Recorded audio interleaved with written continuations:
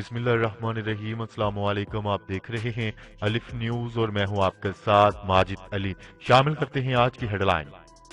بھارت میں گزشتہ کئی روز سے احتجاج پر بیٹھے کسانوں نے مودی حکومت سے مذاکرات کرنے سے انکار کر دیا۔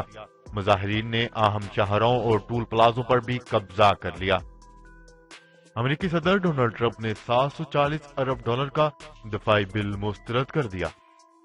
بغداد میں واقع امریکی سفارت خانے پر راکٹ حملوں کے بعد امریکی صدر ڈونلڈ ٹرمپ نے ایران کو بڑی دھمکی دے دی۔ پاک چین فضائی مشق شاہین 9 مشترکہ چیلنجز سے نپٹنے اور مقابلہ کرنے کے عزم کے ساتھ اختتام پذیر۔ اسرائیل میں حکومت ایک بار پھر گر گئی، 2 سال کے عرصے میں چوتھے الیکشن کی تیاریاں شروع ہو گئیں۔ مقبوضہ کشمیر کے مقامی انتخابات میں ریاستی طاقت کے بھرپور استعمال کے باوجود مودی سرکار کی جماعت کو شکست۔ سعودی نیوی میں جدید ترین ہیلی کاپٹر کی شمولیت، ملکی دفاعی صلاحیت میں مزید اضافہ۔ پاکستان، افغانستان اور ازبکستان کے درمیان ٹرین سروس شروع کرنے کا بڑا فیصلہ کر لیا گیا۔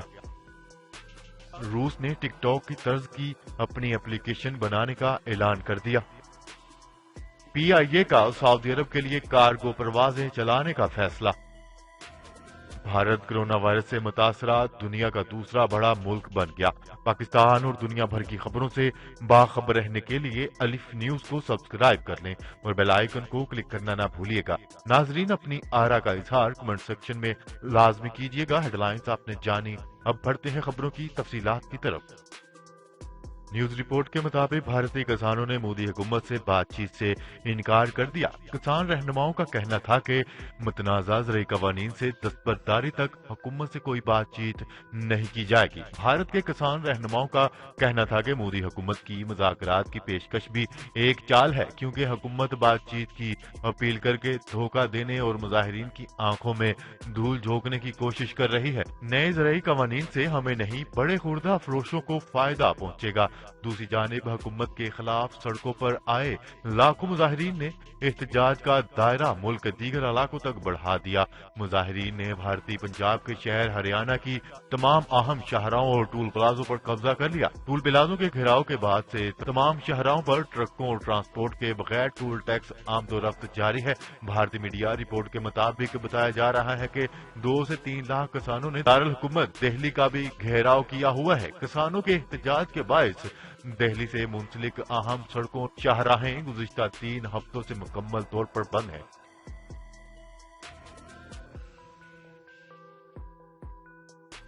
خبر کے اگلے حصے میں بات کرتے ہیں۔ امریکی صدر ڈونلڈ ٹرمپ نے $740 ارب کے دفاعی بل کو بھی مسترد کر دیا۔ ٹرمپ کا کہنا ہے کہ یہ دفاعی بل چین اور روس کے لیے تحفہ ہے۔ غیر ملکی خبر رساں ادارے کی رپورٹ کے مطابق صدارتی انتخابات 2020 میں شکست کا سامنا کرنے والے ڈونلڈ ٹرمپ نے اپنی ہار کا غصہ بلز کی منظوری پر نکالنا شروع کر دیا۔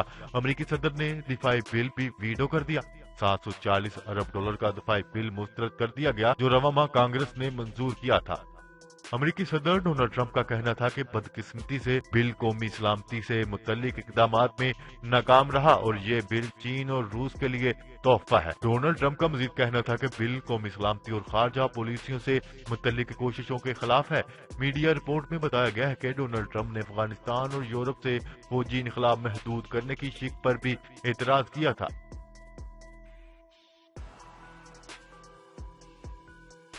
خبر کے اگلے حصے میں بات کرتے ہیں۔ گزشتہ اتوار کو عراقی دارالحکومت بغداد میں واقع امریکی سفارت خانہ راکٹ حملوں سے لرز اٹھا۔ اس حملے میں کسی قسم کا جانی نقصان تو نہیں ہوا، لیکن امریکی انٹیلیجنس ایجنسیوں نے وائٹ ہاؤس قیادت کو انفارم کیا ہے کہ یہ حملہ ایران کی طرف سے کیا گیا ہے، کیونکہ حملے میں جو راکٹ استعمال کیے گئے وہ ایرانی ساختہ ہے اور ہمیں خدشہ ہے کہ ایران دوبارہ ایسی حرکت کرے گا اور بغداد میں موجود امریکیوں کو نشانہ بنانے کی کوشش کرے گا۔ لہذا ڈونلڈ ٹرمپ نے سوشل میڈیا سائٹ ٹویٹر پر لکھتے ہوئے کہا ہے کہ گزشتہ اتوار کو بغداد میں امریکی سفارت خانے پر راکٹ حملہ ہوا اور اس इस हमले का जिम्मेदार ईरान है, क्योंकि इस हमले में 3 रॉकेट ऐसे भी कब्जे में लिए गए जो कि फट नहीं सके, और ये ना फटने वाले रॉकेटों को देखकर आसानी से अंदाजा होता है कि ये किस मुल्क के हैं। साथ ही उन्होंने ईरान का हवाला देते हुए कहा है कि ये रॉकेट ईरानी साख्ता हैं, लिहाजा ईरान को मुतनब्बा करता हूं कि अगर इराक में मौजूद हमारे किसी भी अमरीकी को भी नुकसान पहुंचा तो ईरान की खैर नहीं।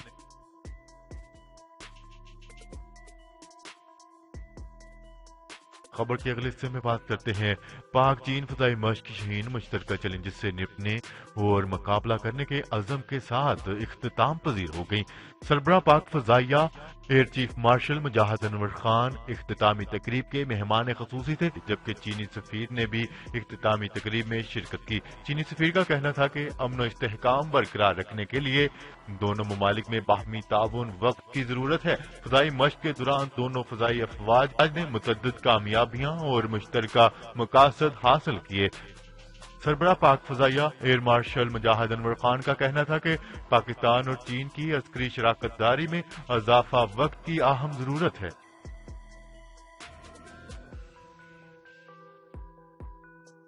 खबर के अगले हिस्से में बात करते हैं इसराइल में हुकूमत एक बार फिर गिर गई तो साल के अरसे में चौथे इलेक्शन की तैयारियां शुरू। न्यूज रिपोर्ट के मुताबिक वज़ीर आज़म नेतन्याहू की हुकूमत के मुकर्रर वक्त के अंदर पार्लियामेंट से बजट मंजूर करवाने में नाकाम हो जाने के बाद पार्लियामान को तहलील कर दिया गया, जिससे इसराइल में आइंदा साल मार्च में एक बार फिर आम इंतखाबात करवाए जाएंगे। वाज़ेह रहे कि 2 बरस के दौरान ये चौथे आम इंतखाबात होंगे।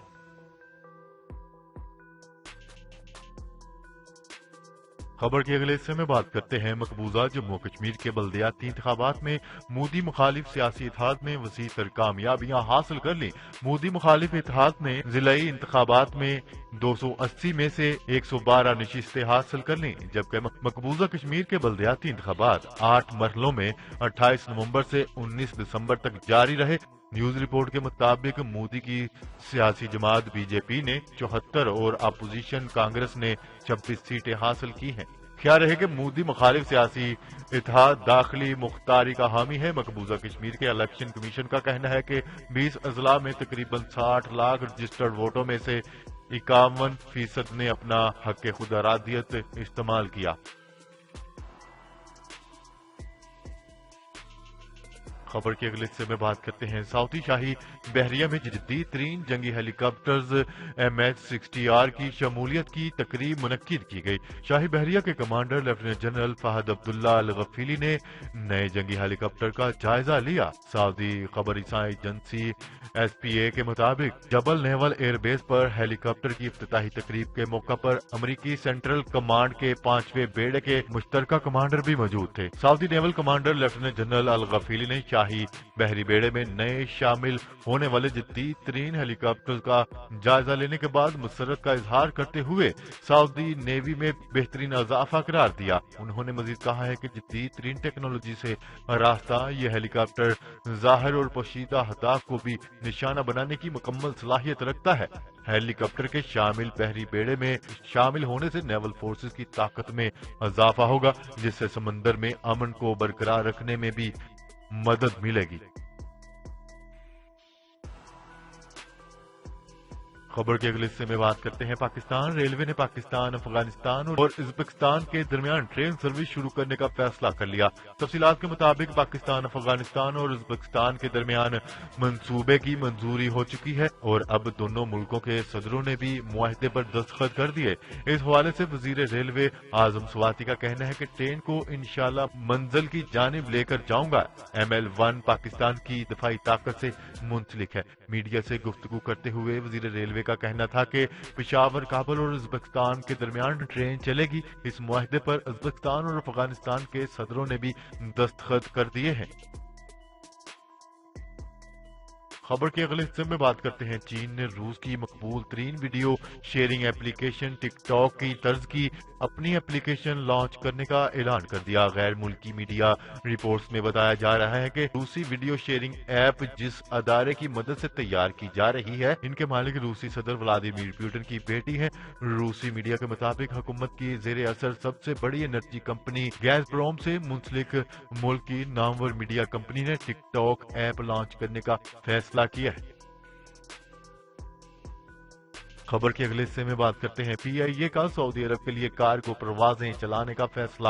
پاکستان انٹرنیشنل ایئر لائن پی آئی اے نے سعودی عرب کے لیے کارگو پروازیں چلانے کا اعلان کیا ہے تاکہ ملکی برآمدات کو فروغ دیا جا سکے۔ پی آئی اے کے ترجمان کا کہنا ہے کہ سعودی عرب کو گوشت، سبزیاں اور پھل برآمد کیے جاتے ہیں اور فضائی راستے سے ان کی ڈلیوری کے وقت کی بچت ہوگی۔